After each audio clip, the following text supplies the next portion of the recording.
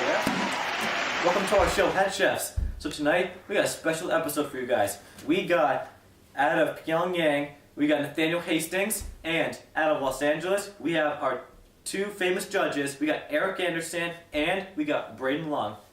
On our special show tonight, cooking up a revolution. Stay tuned. Want to buy this amazing trampoline? It's only $1,000. Welcome back to Head Chefs. So, in this segment of cooking, we are cooking up a revolution. Each of these ingredients has a certain purpose. The sugars represent class struggle because there's the minority group and the majority group. The minority group we have more of, but they're less important. In the majority group we have less of, but it's really much more important and better in every single which way. We also have flour for hungry people. Every revolution, good revolutions, need hungry people. Not people wanting to change the government, just hungry people. And they wanted one thing, bread, which uses flour. There's also salt. We use very little salt because it represents the people in power. The people in power are like a monarch, which normally occurs before a revolution. The salt also, if there's too much, it can taste very bad, and yeah. There is also butter, which represents media, because the media can be slippery, but it can also be controlled. Also, there's vanilla, which represents the leaders of the revolution, because it can look good, it can smell fine, but then when you taste it, you want to throw it out. So on the front, it looks amazing, flour, with a flour on it. The leaders of the revolution, they look good, but when people start to know them, they tend out to be horrible people. Now, over here, we have eggs, which represent nationalists. Eggs, their nationalists can be very tricky to deal with because they love what they're doing, and sometimes can't be broken very easily. We have baking soda, which represents riots, because smaller riots, because it's needed, but some people don't notice it, like the government. And then finally, chocolate chips represent religious people. Religious people always have part in revolution, which they love it or they hate it. Some people love chocolate chips. Chocolate chips can kill things. There are several also types of revolutions, or of religious people.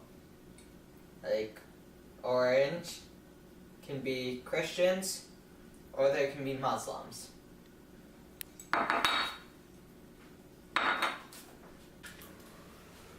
So, what we have is to start every revolution is a class struggle.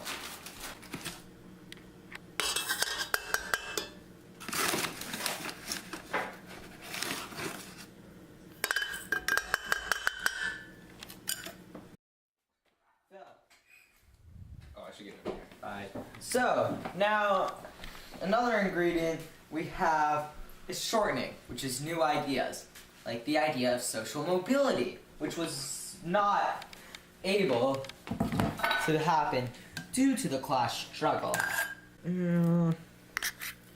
Yes, put it all in there. We need as many new ideas as we can get. New ideas are amazing. New ideas also included things like communism, which played a big role in the Russian Revolution. So, now, out of the people comes the idea of nationalism, represented by an egg. See, they're hard to break, those dang nationalists.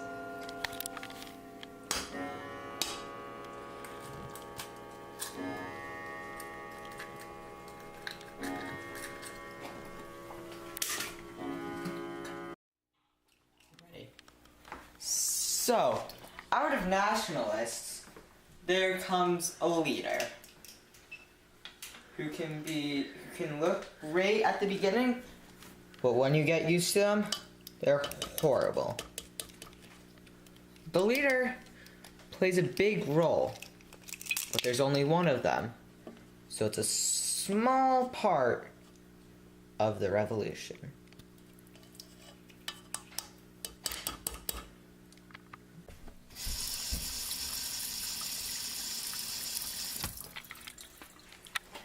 So, we also have butter, which represents the media.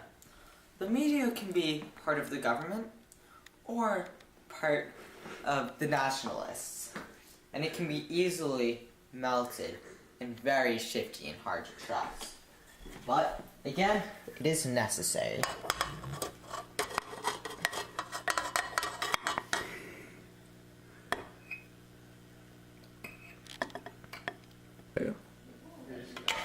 Now, all of these ingredients, these first ingredients, need to be mixed together very well.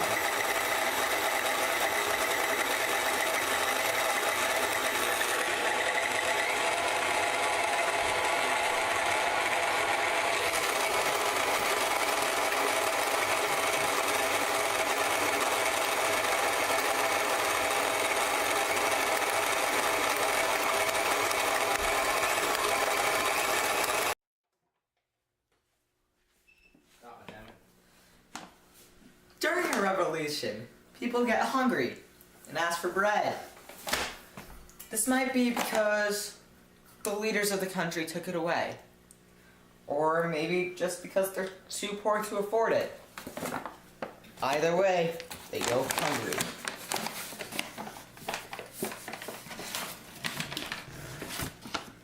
And they want a lot of bread.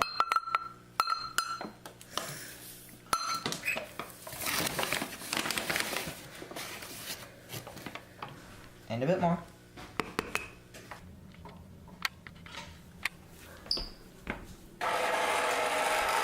Now a revolution is getting tough, so it needs to keep on brewing. But we still need some more key ingredients, like baking soda, diets. The government thinks they're small, and the government puts them in a small place. But in real life, it has a big, big purpose.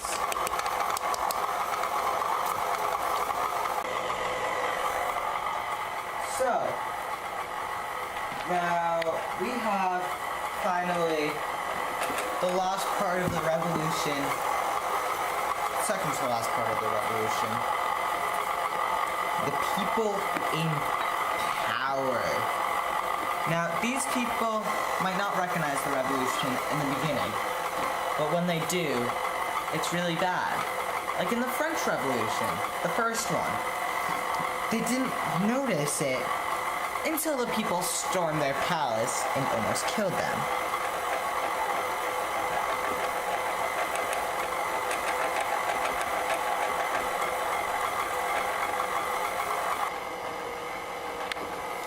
So now, a small factor, it's not necessary, but it happens. And it can be great. Religious people. In the Iranian Revolution, it was religious people that started it. And for them, they won. It was great. But also, they can end up not so well. Like, in the Russian Revolution, when Stalin decided to kill them all. I don't think they were happy. Or in the French Revolution, when the church was completely destroyed.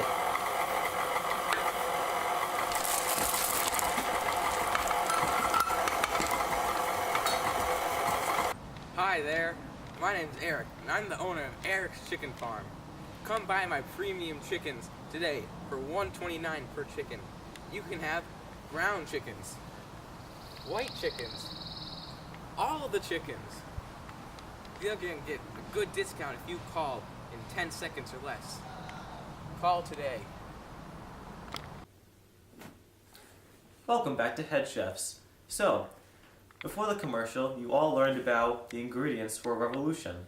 Now, we're going to cook it up. Back to you, Nathaniel. So, Nathaniel, what are you doing now? We're gonna size up the revolution Okay.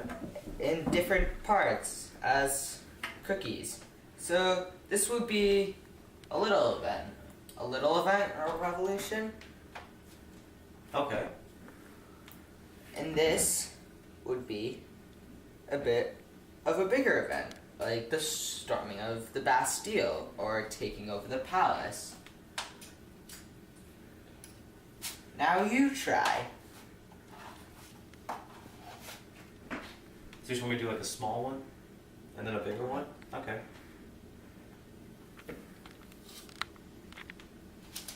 What's that represent? This would represent a small, like battle in a revolution. Oh, I'm good at this. Let's get like a really big one. And so this would be like a really big event What's a big event? in the revolution. A big event would be when the people decide to do like a really major riot. Or like a hostage crisis. Or a hostage crisis like in Iran. So, here you go. A revolution about to be made. Some things might clash with others and create bigger ideas. But all in all, we'll create one revolution.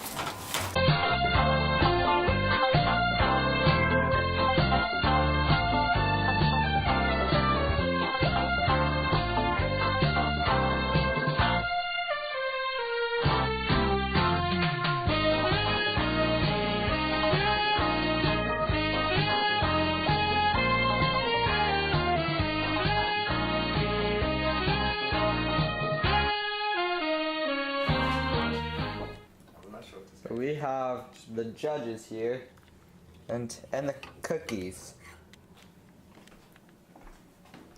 What do you guys think about these?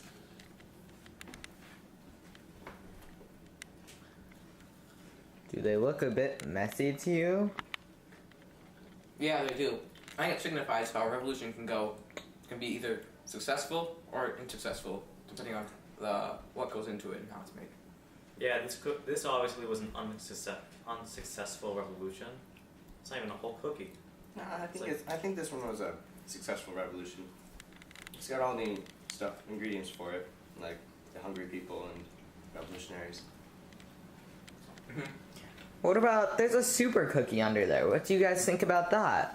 I think that represents large events in the revolution that can lead to a bigger power change, depending on what the event does, like storming the Bastille or the hostage crisis in Iran. Yeah, some things clearly went wrong in this. But they do taste good.